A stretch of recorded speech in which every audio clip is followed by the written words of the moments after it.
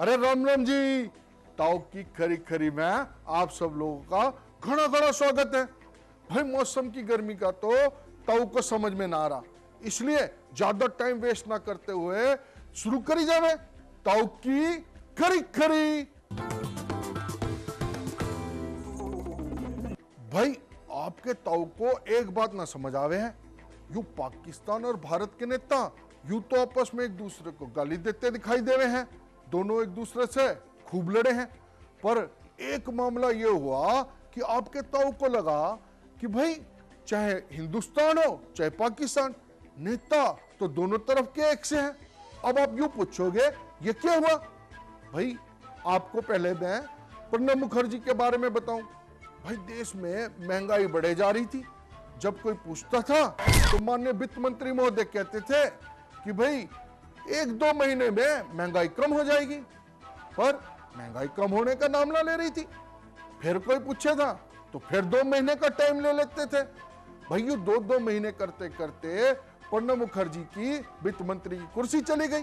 भाई कांग्रेस पार्टी ने उनको राष्ट्रपति पद का उम्मीदवार बना दिया, और जो ताकत है उसे देखते आपके ताऊ को लगे है कि भाई उनका राष्ट्रपति बनना तो लगभग तय है।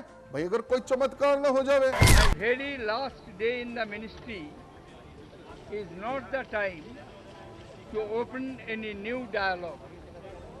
So let me just say how good it has been for me to have had this dialogue with you over the years. और उधर पाकिस्तान में एक है राजा। अरे ये राजा अपने वाले राजा नहीं है, लेकिन काम अपने वाले राजा की तरह के हैं। इनका नाम है राजा परवेज। यो गिलानी की सरकार में पानी बिजली महकमे के मंत्री हुआ करते थे। तो जब लोड शेडिंग पे उनसे पत्रकार कुछ पूछते थे कि वो कब तक खत्म होगी, तो वो क्या कहते थे खुद ही सुनो। 31 दिसंबर तक जो है हम लोड शेडिंग पर मुकम्मल काबू पा लेंगे। दिसंबर तक जो है लोड शेडिंग पर मुकम्मल काबू पा लिया जाएगा कि इंशाल्लाह ताला दिसंबर में हम लोड शेडिंग का खात्मा कर देंगे। दिसंबर में लोड शेडिंग का हम खात्मा कर देंगे। दिसंबर दिसंबर दिसंबर दिसंबर दिसंबर यहां तक के पाकिस्तान के प्रधानमंत्री गिलानी साहब को भी कहना पड़ा कि भाई राजा साहब बातें वो करो जो पूरी कर सको।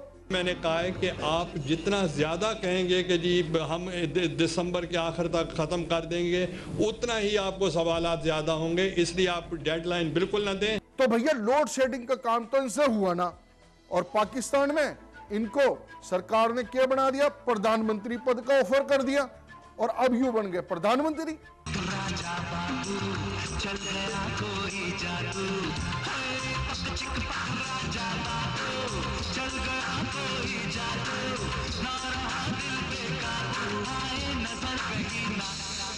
तो भैया किस्मत देखो, प्रणब जी महंगाई तो कम ना कर सके, लेकिन पहुंच गए राष्ट्रपति पद पे, और यू राजा परवेज जी ना लोड शेडिंग कम कर सके तो बन गए पाकिस्तान के प्रधानमंत्री। तो दोनों तरफ के नेता आपके ताऊ को लगे हैं एक से।